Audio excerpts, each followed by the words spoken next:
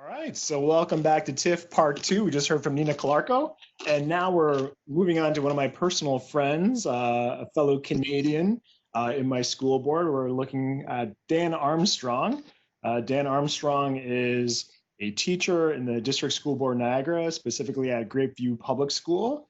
I've known Dan for a long time, from when he was in the classroom to when he broke out into the Library Commons. He is a maker, a go-getter, and he is one of those teachers that the students will hop on a virtual meeting because they know he's going to be in there. So I can't wait to see what Dan's about to share with everybody here. All right, Dan. Awesome. Thank you guys for having me. Very excited to be here. All right. Got my share content now. Oh, sorry. I'm sorry. That's my fault. I need to pass the ball. Get it 1 second. You should have the ability to share now. Okay. Give me a second to find it.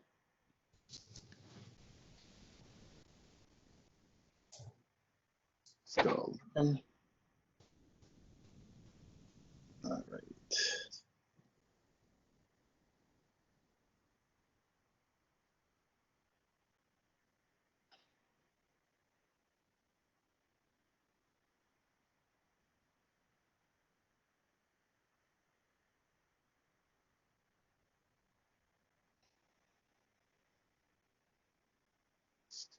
Look in here.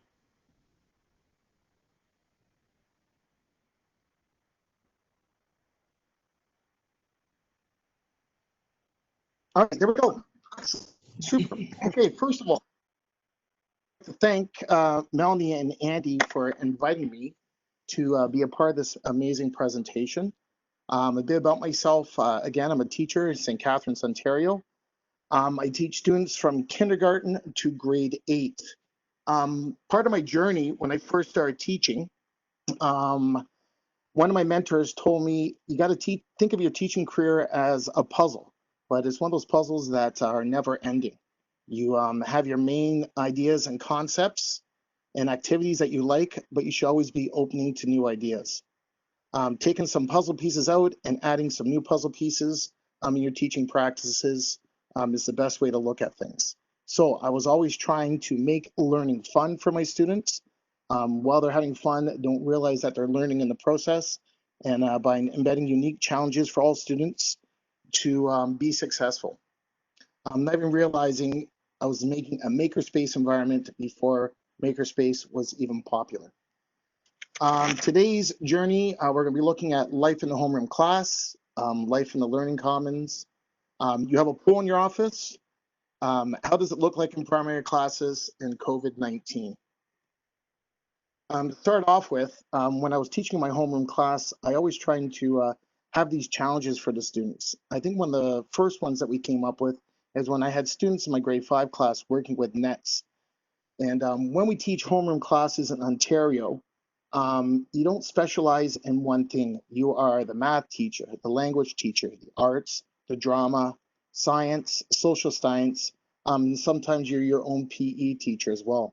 Other teachers, you would be teaching your French class, and other teachers would be doing music on Rotary.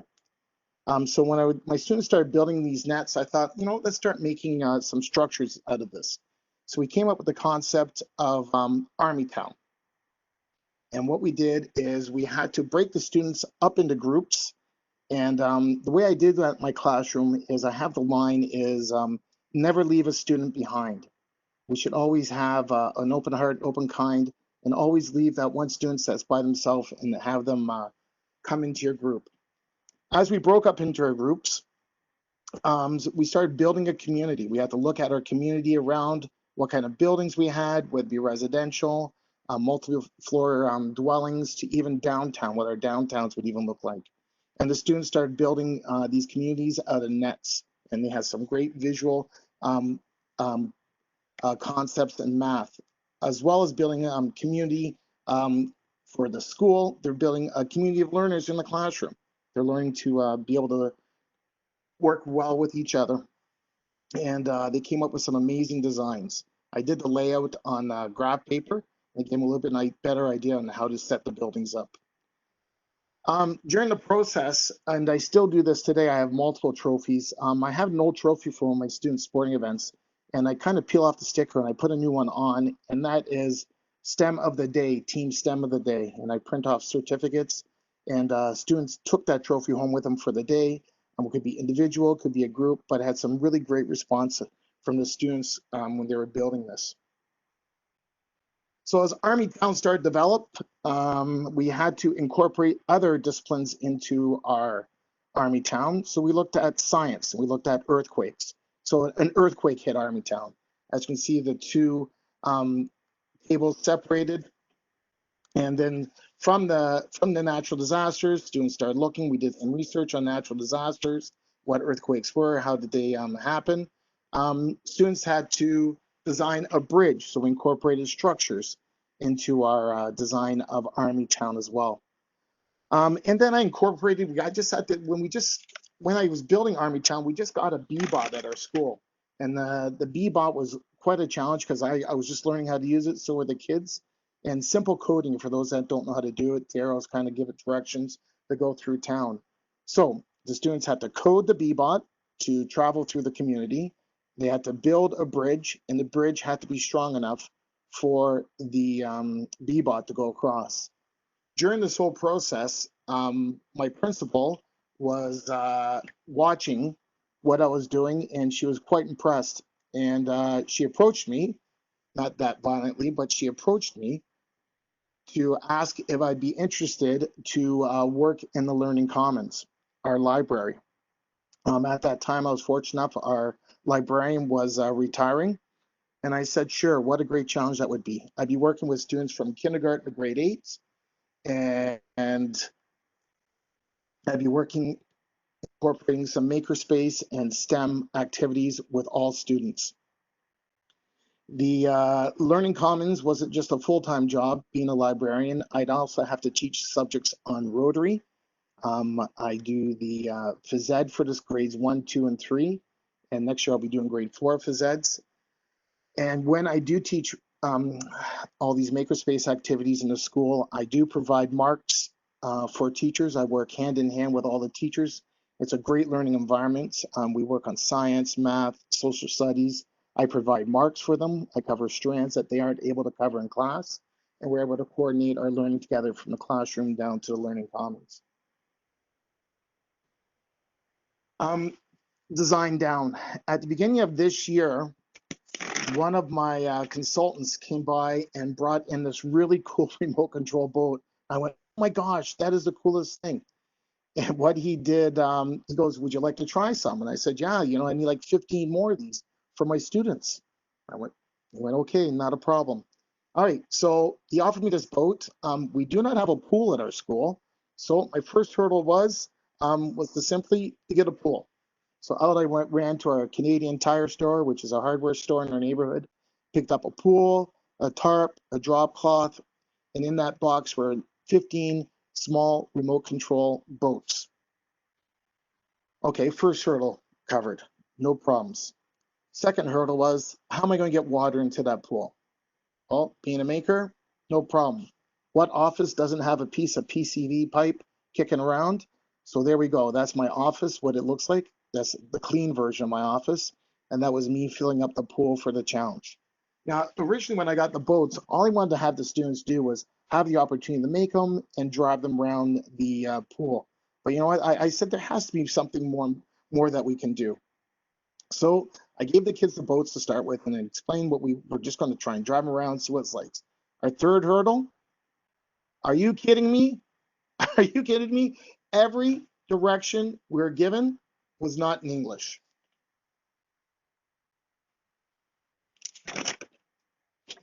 So no problem. We looked at the pictures and I went to my students. Well, here we get an item from IKEA. We just have no directions. The IKEA catalogs a bunch of pictures, and that's what we ended up doing. We ended up looking at the pictures, the sequence they went in.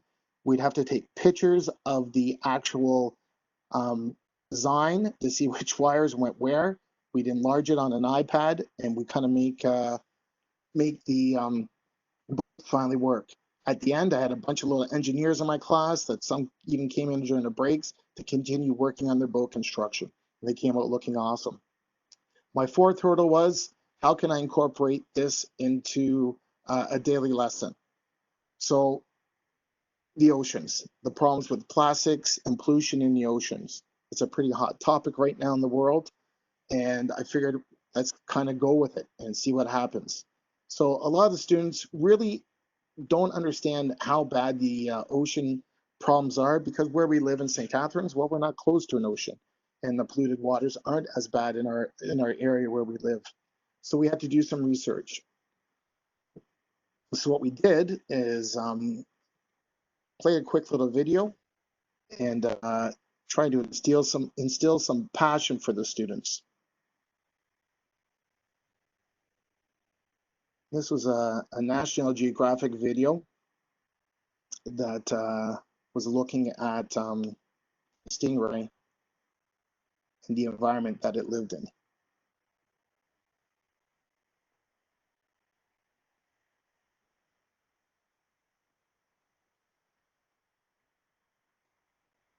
So as the students got some emotion stirred up and they did some research, we had to design a boat. The boat was already designed. We had to design a structure around the boat to be able to pick up all the waste in the ocean. Well, a lot of students had no idea how to do that, so we did some research. Part of the research they had to do on their own was how do fishing trolleys pick up fish? And from that, they had to design and build their own structure. There was a lot of phases that we went through before we got to even the actual building phase. They had to give me a detailed structure. In the detail drawings, they had to label all the materials and everything that they were using.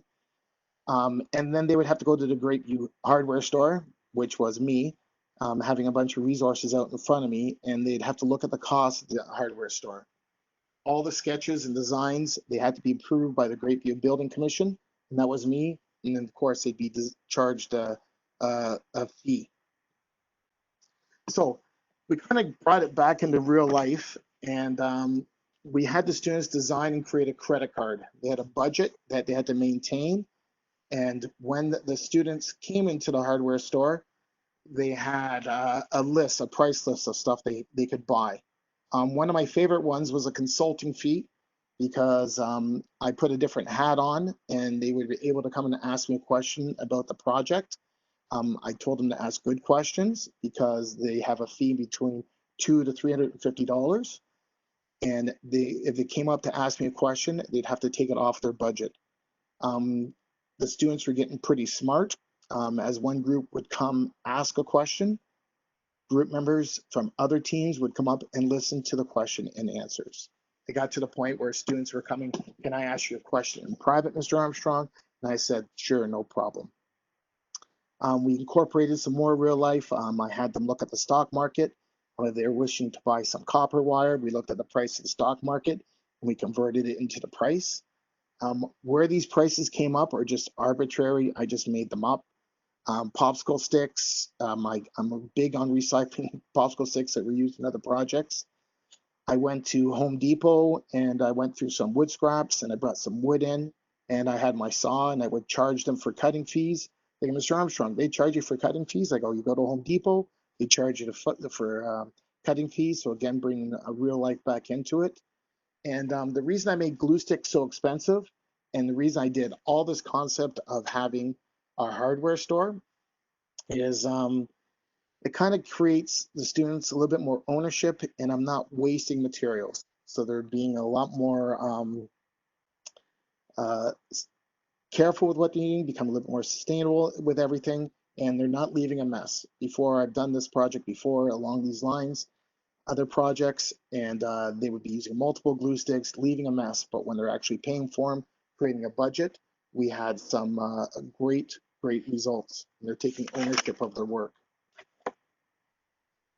So these are some of the project designs that they came up with. And one of my favorite parts of this whole summit, I was teaching this with 3 7th grade 8 classes, and everyone had their very own unique design and approach. what they ended up having to do is they would have to put the boat inside their structure and then drive it around the pool to pick up the plastic and garbage. A good friend of mine told me glue guns and gloves are mandatory, and that way they don't burn their hands. And as you can see, all my glue guns, safety first.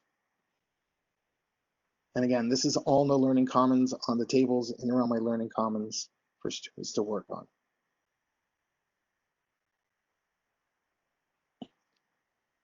Lo and behold, oh no, it sinks. So this was one of my favorite parts of the project. Students did not understand the concept of buoyancy very well, and a lot of them made devices that were too heavy. So the best thing about that is they went back, rebuild, redesign, and came back into some amazing projects. I ended up putting pieces of plastic and items that that kind of signified the plastic in the oceans, and what the students ended up having to do was to drive the boats around the pool and picking up the various items that were left around. The pucks in the middle represented an island and a little bit more challenging for students to drive the boats around. The amazing power of pool noodles. Pool noodles I saw on a post, whether it be on Twitter or on Pinterest, and I thought it was such a great idea. So I went to the dollar store, bought a series of them, and as you can see, I chopped them up into many little pieces. Pool noodles are not just for water. Being in the Learning Commons, having students from kindergarten to grade 8, I had a lot of my primary students would love to come in and play with my pool noodles, whether it be building, designing, or creating something with just having fun with the noodles, with the tower, or some actually built little houses in that they would play in. Structures. Traditionally, structures are done in class with straws, newspapers, spaghetti, marshmallows. So again, what I did, I had the students break up into groups, and we looked at the noodles, and I had them build a structure that would float. The way these are all connected is some very fine craft wire. So when you look at them all stacked up like that, it's not glue, it's not paper. You can see a little wire in between them, and that's the way they connected everything all together. Wall structures, as well as high ones, I had to do something as well that they would support a book. So again, we came up with different designs, different looks, and the students really enjoyed this activity. This is an activity I did with my grade 4, 5, and 6 students. Now, building back on Army Town that I started off with the presentation with, I started incorporated, we designed a floating city. We did some background research. We looked at what some floating architects believe what some floating cities would look like in the future. And I had my students, again, with the math program that they're working on with their teachers, they're working on nets. So we had them build the nets. And then from that, they had to build Army Town. We'll call it a floating Army Town. And this is some of the results that they came up with. Some students provided actual roadways connecting all their towns together. One of the units that the students need to look at in science, again, are natural disasters. This one, we looked at tsunamis, and we looked at windstorms. We wanted to see if their floating cities would be able to withstand the windstorm and tsunami.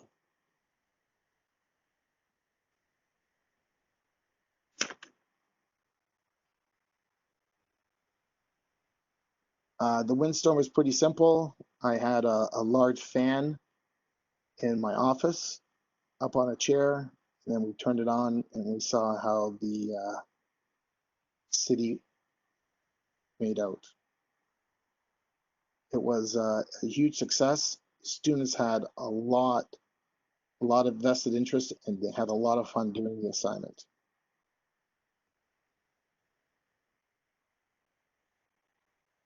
And dropping of the pucks was to represent the tsunami.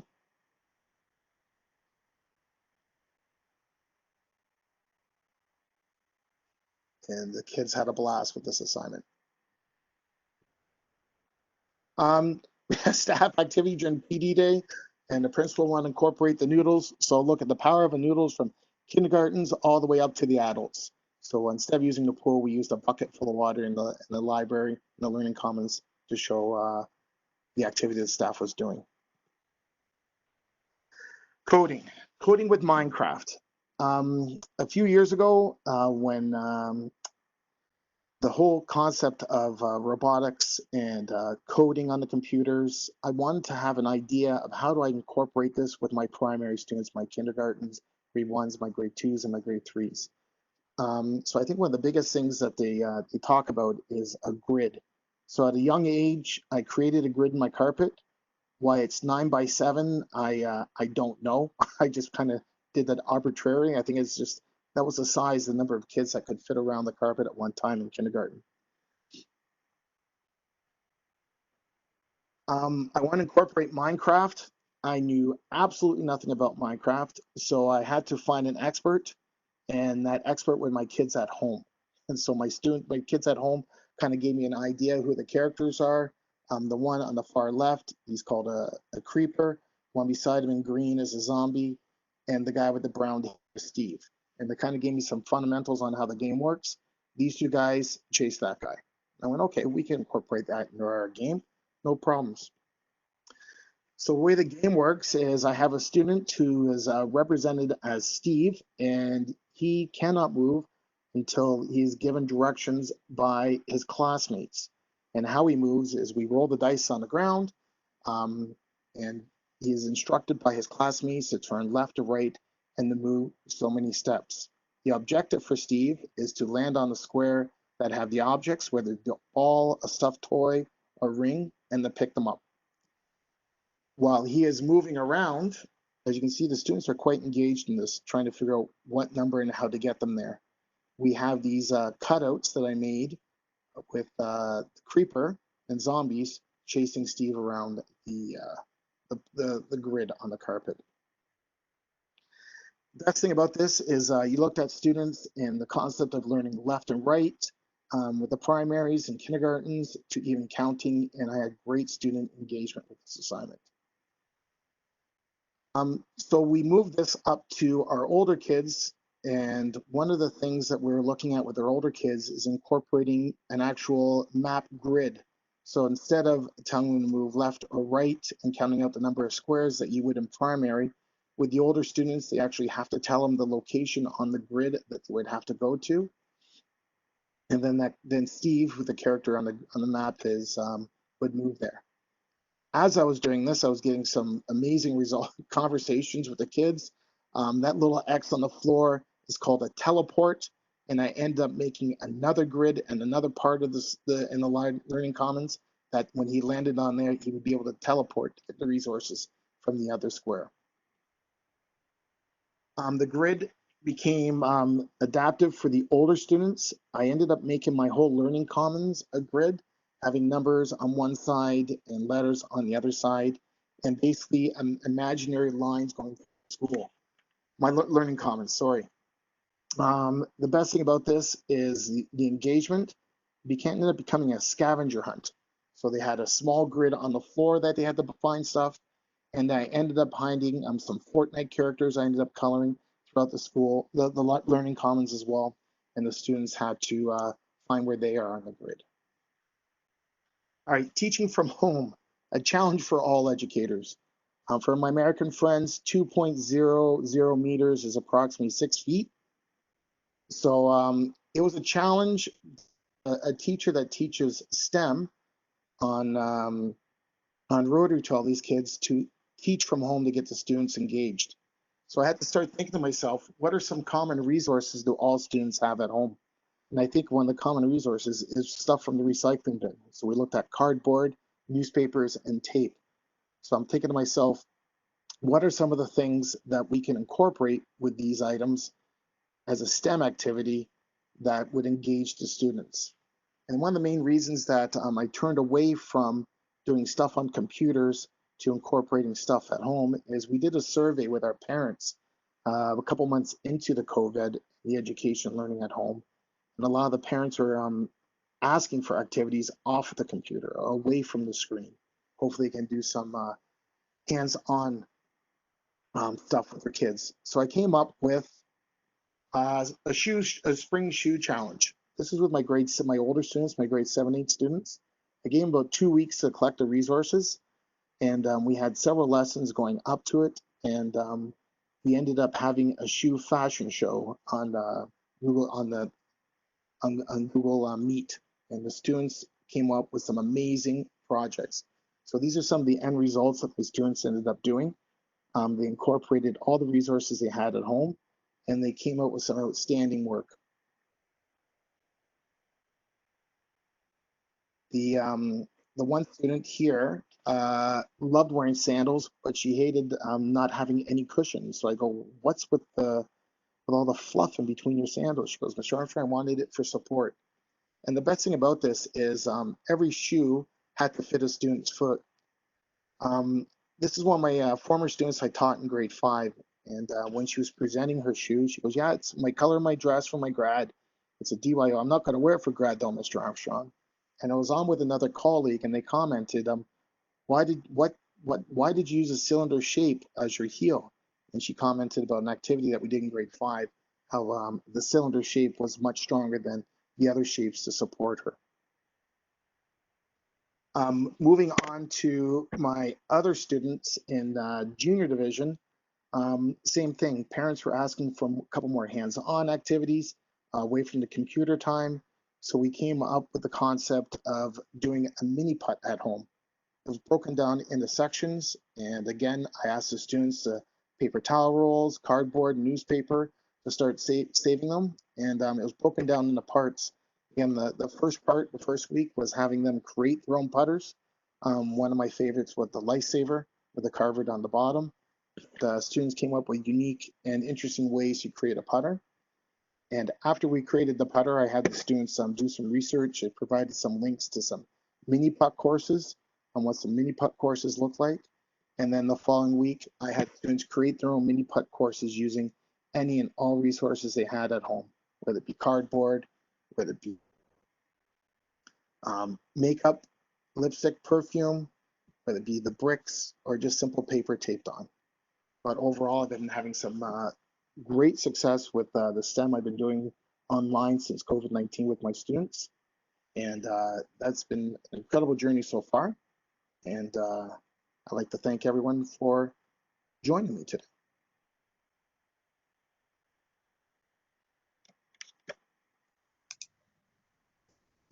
Okay, if anybody has any questions or comments, please put them into the chat.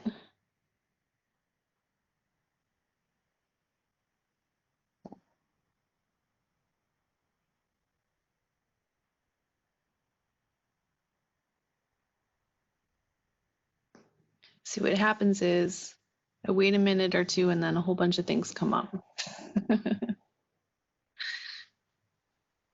Dan, I have a question for you just out of the box.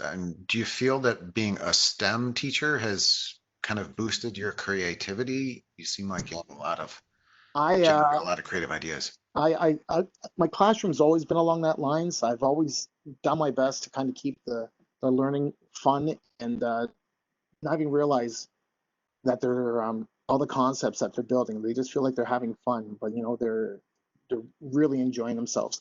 The STEM stuff, it's been awesome because we have a great staff at where I work with, and they are awesome to share ideas, and I throw ideas at them. They bring some stuff back, and then we work on it from there. I'm very fortunate to be in the position I have, and I really enjoy what I'm doing.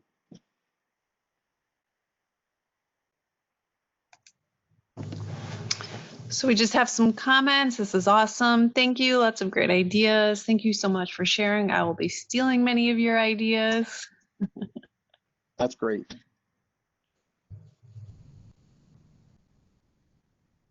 After working with the faculty and the noodles, did any non-believers jump into working with you? I didn't really have any non-believers beforehand. Everyone kind of bought into the concept of me working with them. They had me down as science, but I do more than just science because they come down. I have the students, our days are broken down into 100-minute teaching times, 3 of them throughout the day. And I have I have the kids for 80 minutes. And in that 80-minute time, I have to kind of go through and explain and have them engage right away. And what I like most about this is several of the students will stay in during breaks. They'll ask extra time if they can come in and work. So I've had some great response from both staff and the students. Awesome. Hey, Dan, not sure if this is asked, but how do you feel what you have done? How do you feel like it's translated well into remote learning? Because I know we've had conversations about like what you've been posting, what the kids are handing in. Like, do you think it's translated really well, your style of teaching and their style of learning with this? With the warmer weather, it's hard to notice because they're kind of the last few weeks they've been stepping away. But I've had some amazing results. Like that shoe assignment. Before I did this shoe assignment, I did a bunch of stuff online with Scratch and coding, and I was getting like 9 kids out of 3 classes doing the work. And then when I did that hands-on, because I think they wanted to get away from the computers, it was like I had like 20 kids from every class participate in our Google Meets, and it was just an amazing response. The trick is to try to keep up with all those assignments, though.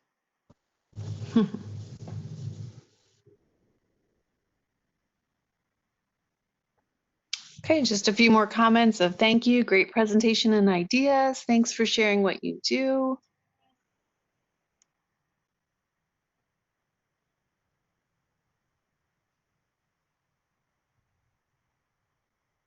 So I think if there aren't any other questions, we can probably wrap up here.